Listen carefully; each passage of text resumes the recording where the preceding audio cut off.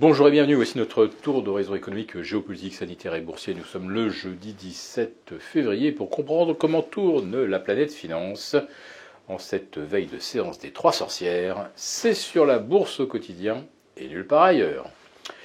L'épisode du jour s'intitulera « Allons-nous connaître un mois pour rien ?» La question se pose puisque à 24 heures du basculement, sur le terme boursier de mars, notre contrat février s'inscrit en baisse de moins 1% à l'instant où j'enregistre. Et si j'avais enregistré ce matin à 9h30, je vous aurais dit qu'il ne reste plus que 0,5% à reprendre pour terminer le mois de février sur un score nul. Il suffit d'aller chercher 7065. Ce matin, on était aux alentours de 7020.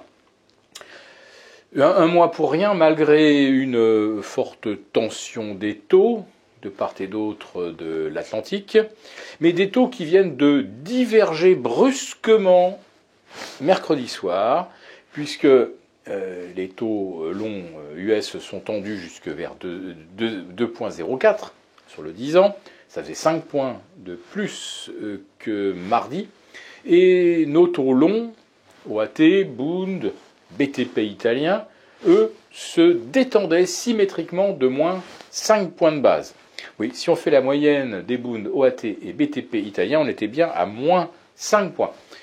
Ça fait donc un différentiel de 10 points, et on n'avait jamais vu ça depuis le début de l'année.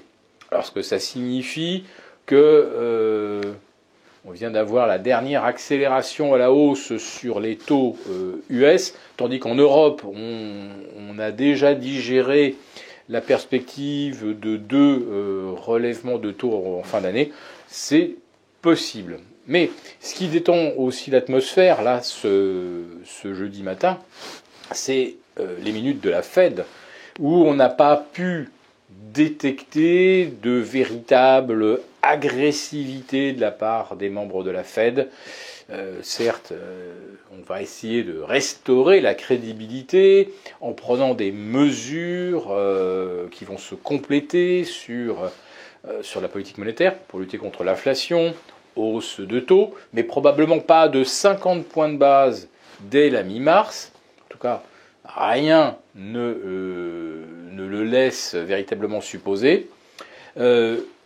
Le dégonflement du bilan de la Fed, ça commencera probablement cette année, mais on n'a pas de date. On est sûr évidemment que ça ne va pas commencer dès l'arrêt du quantitative easing le 15 mars prochain. Le 16, ça sera le jour du communiqué. Donc on a peut-être un petit répit avant de voir le bilan de la Fed de près de 9 000 milliards commencer à être dégonflé. Alors ce qu'on sait par contre, c'est qu'ils ne vont pas réinvestir les coupons perçus sur ces 9 000 milliards et qu'ils ne vont pas remplacer les lignes obligataires qui arrivent à échéance. Donc ça dégonfle déjà mécaniquement le bilan. C'est pourquoi faire ce qu'on appelle ensuite du quantitative tapering, c'est-à-dire réduire vraiment, revendre une partie des actifs détenus, pour l'instant, on n'y est pas du tout. Et c'est pourtant ce qu'on redoutait la veille. S'il y avait eu une annonce dans ce sens, ça aurait pu effectivement propulser les taux longs américains au-delà de 2,10 sur le 10 ans et au-delà de 2,40 sur le 30 ans. Donc, on souffle un tout petit peu. S'il y avait également une détente sur le front géopolitique, rien donc ne pourrait s'opposer à ce que le CAC 40 gagne 1% de plus par rapport aux niveaux actuels d'ici demain soir. Il n'y a rien d'impossible pour ce scénario. Il y a également le relâchement, si j'ose dire, des mesures sanitaires en Europe. La Suisse arrête tout aujourd'hui, les passes, les vaccins, bien sûr les masques, etc. Il n'y a plus aucune mesure de restriction sanitaire en Suisse. Il n'y en a plus au Danemark. Il n'y en avait plus depuis longtemps au Royaume-Uni. Et nous, on nous annonce qu'il va falloir encore supporter, j'imagine, les masques en intérieur, les masques à l'école, etc. Plus l'obligation vaccinale. Hein.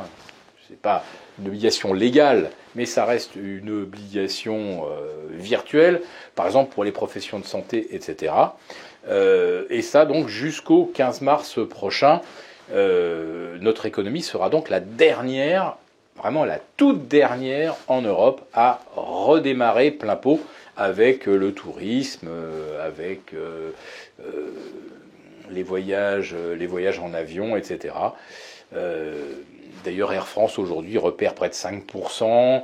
Sodexo, Elior, on sait que les employés ne vont pas revenir comme avant. Le télétravail va continuer, en tout cas tant qu'il y aura les masques, etc. Donc, je dirais que la France est peut-être le dernier pays aujourd'hui dont on peut espérer une accélération conjoncturelle. Il va falloir attendre probablement la fin du premier trimestre, alors que chez nos voisins, ça commence maintenant. Si cette vidéo vous a plu, n'hésitez pas à nous mettre un pouce. On vous retrouve demain pour notre live de la semaine avec nos abonnés des affranchis.